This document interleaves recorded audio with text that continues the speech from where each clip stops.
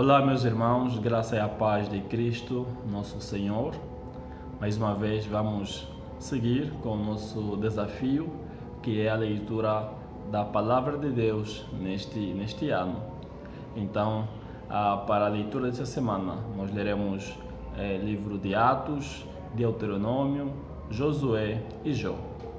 No capítulo 7 de Atos, encontraremos Estevão sendo julgado por pregar o Evangelho de Deus.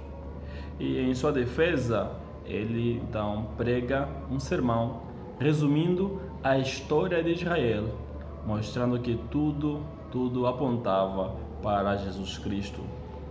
Por ser fiel a Cristo e confrontar o pecado daquele povo judeu, ele então foi sentenciado à morte por apedrejamento. E enquanto era morto, viu o céu aberto e o Senhor assentado em seu trono. Prestes a morrer, proferiu as sublimes palavras que aprendera de seu mestre: recebe o meu espírito, não lhes imputa este pecado, pois não sabem o que fazem. Estevão morreu no amor de Cristo pelos seus inimigos e em submissão a Deus pela fé no Senhor Jesus. No capítulo 8 de Atos, então, veremos, o capítulo começa com a seguinte expressão: e Saulo consentia na morte de Estevão. Este capítulo mostra que naqueles dias levantou-se grande perseguição contra a igreja em Jerusalém, e todos, exceto os apóstolos, foram dispersos pelas regiões da Judeia e Samaria, e pelo caminho pregavam o Evangelho. A igreja então, por ser fiel a Cristo, ela foi perseguida, mas não ficaram atemorizados e se esconderam. Antes, continuaram a pregar o Evangelho de Cristo. O capítulo 9 fala da repentina conversão de Saulo, este que consentiu na morte de Estevão, este que pedira a autorização dos principais sacerdotes em Jerusalém para perseguir a igreja. Agora então nós o veremos prostrado aos pés de Cristo. Cristo aparece a ele no caminho de Damasco. Então ele foi convertido e chamado para pregar o Evangelho. Cristo faz de Paulo um dos principais, um dos apóstolos, um dos fundamentos da igreja. E Paulo então se torna um dos maiores evangelistas, se não o maior evangelista de toda a história. No final do capítulo 9, veremos um milagre feito pelo apóstolo Pedro no poder de Cristo. Ele ressuscita Dorcas, também chamada Tabita, uma mulher notável pelas boas obras e por então assistir às viúvas muito pobres. Dorcas foi um modelo de bondade e misericórdia, especialmente na vida destas viúvas e de órfãos também. Quando ela morreu, as mulheres choravam, lamentavam, lembrando então a sua bondade e caridade. Isso nos deixa meio que pensativos sobre como nós temos seguido a Cristo e assistido aos nossos irmãos que são carentes. Isso também nos faz refletir de como nós queremos ser lembrados.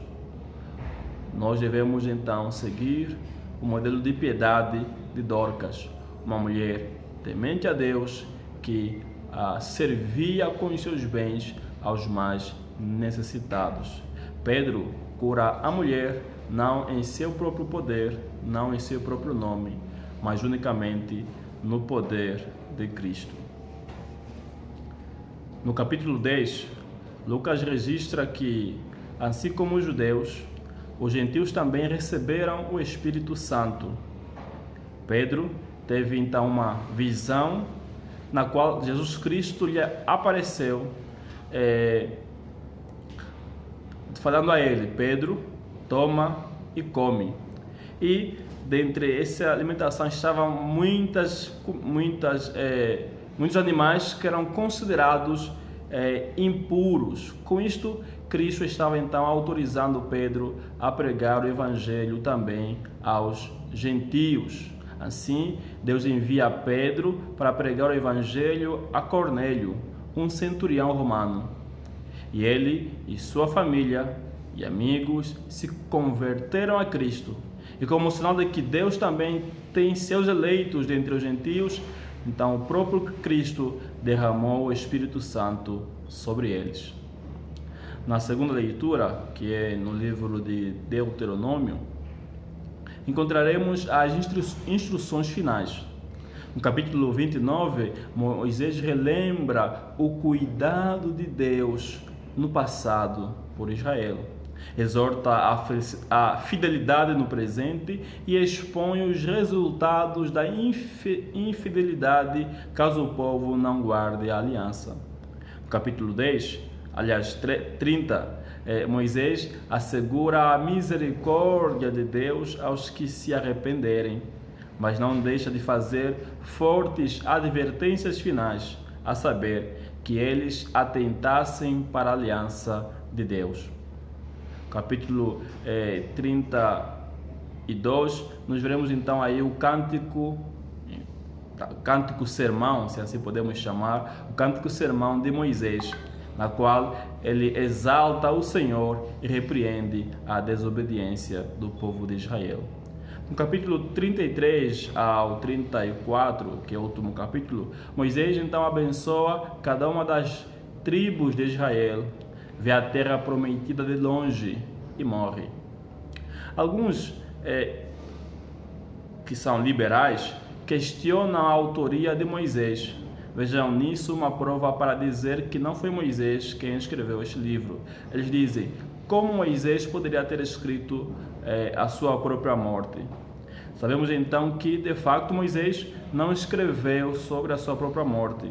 Possivelmente, não temos certeza, mas possivelmente foi Josué ou um daqueles que andou com Moisés, quem então fez o acabamento do livro de Deuteronômio e incluiu então a morte de Moisés.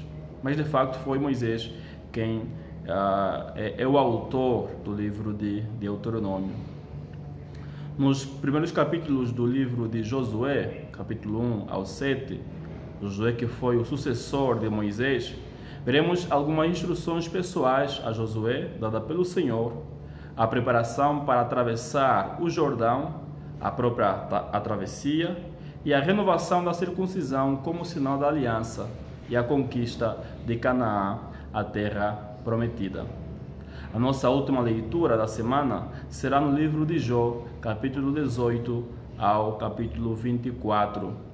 Veremos então Jó reafirmando sua confiança em Deus em meio ao sofrimento, acusações de seus amigos que tinham na verdade uma boa teologia, mas não sabiam aplicar corretamente. Jó fala da prosperidade dos ímpios. Isso de fato inquietava um pouco a sua situação, a sua vida. Mas em meio a tudo isso, Jó declara sua confiança em Deus. Eu sei que o meu Redentor vive. Assim, meus irmãos, aprendemos que em dias de tristeza devemos sempre expressar a nossa confiança em Deus, pois Ele de facto se importa com todos nós. Este é o resumo da leitura desta semana. Que o Senhor, em sua misericórdia, possa nos iluminar para então entendermos tudo quanto leremos nessa semana. Que Deus vos abençoe. Amém.